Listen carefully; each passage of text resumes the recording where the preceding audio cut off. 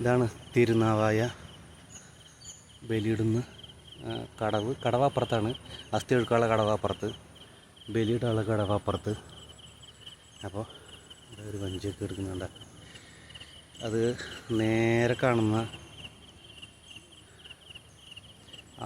ക്ഷേത്രം ബ്രഹ്മാവിൻ്റെ ക്ഷേത്രമാണ് കേട്ടോ. പിന്നെ അതിൻ്റെ ഇപ്പുറത്ത് അതേപോലെ തന്നെ വേറൊരു ക്ഷേത്രമാണ്, ഇത് ശിവൻ്റെ ക്ഷേത്രം, ശിവക്ഷേത്രം. അപ്പോൾ അത് കഴിഞ്ഞ് കഴിഞ്ഞാൽ പിന്നെ ഇവിടെ ഇതിൻ്റെ അപ്പുറത്തുള്ളത് ഇവിടെ സംഭവമാണ്. അതിനോട് ഒരു ക്ഷേത്രമുണ്ട്, അത് മഹാവിഷ്ണുവിൻ്റെ ക്ഷേത്രം.